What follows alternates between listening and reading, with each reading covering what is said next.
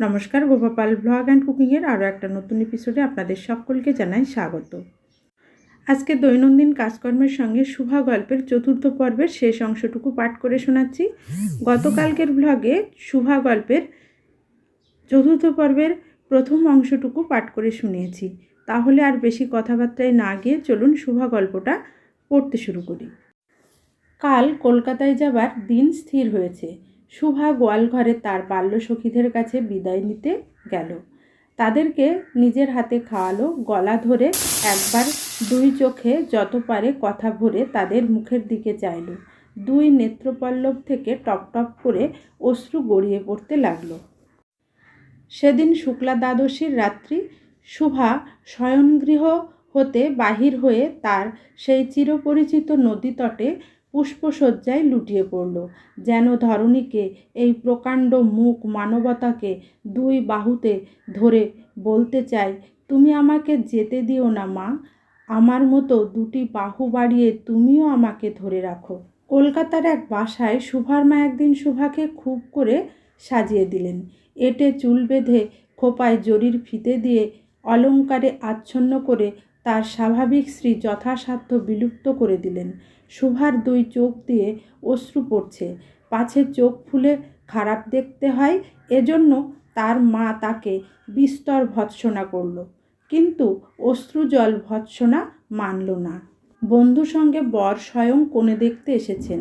কন্যার মা বাপ চিন্তিত, শঙ্কিত, শশব্যস্ত হয়ে উঠলেন, যেন দেবতা স্বয়ং নিজের বলির পশু বেছে নিতে এসেছেন। মা নেপথ্যে বিস্তর তর্জন গর্জন শাসন করে বালিকার অশ্রু স্রোত দ্বিগুণ বাড়িয়ে পরীক্ষকের সম্মুখে পাঠালেন।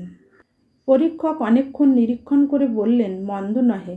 বিশেষত বালিকার ক্রন্দন দেখে বুঝলেন এর হৃদয় আছে, এবং হিসেব করে দেখলেন যে হৃদয় আজ বাপ মায়ের বিচ্ছেদ সম্ভাবনায় ব্যথিত হয়ে উঠেছে, সেই হৃদয় আজ বাদে কাল আমারই ব্যবহারে লাগতে পারবে। শুক্তির মুক্তর ন্যায় বালিকার অশ্রুজল কেবল বালিকার মূল্য বাড়িয়ে দিল, তার হয়ে আর কোনো কথা বলল না। পঞ্জিকা মিলিয়ে খুব একটা শুভ লগ্নে বিবাহ হয়ে গেল। বোবা মেয়েকে পরের হস্তে সমর্পণ করে বাপ মা দেশে চলে গেল। তাদের জাতি ও পরকাল রক্ষা হলো। সপ্তাহখানেকের মধ্যে সকলেই বুঝল নববধূ বোবা। তা কেহ বুঝল না, সেটা তার দোষ নয়। সে কাউকে প্রতারণা করেনি।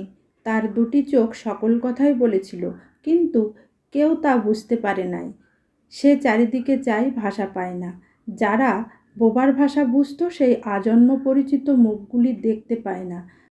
বালিকার চিরনীরব হৃদয়ের মধ্যে একটা অসীম অব্যক্ত ক্রন্দন বাজতে লাগলো। অন্তর্যামী ছাড়া আর কেউ তা শুনতে পেল না। এবার তার স্বামী চক্ষু এবং কর্ণ ইন্দ্রিয়ের দ্বারা পরীক্ষা করে এক ভাষা বিশিষ্ট কন্যা বিবাহ করে আনল। এখানেই শুভা গল্পের চতুর্থ পর্বের শেষ অংশটি শেষ হলো। গল্প পাঠ কেমন লাগছে কমেন্ট করে জানাবেন। ভালো লাগলে চ্যানেলটি সাবস্ক্রাইব করবেন। ধন্যবাদ।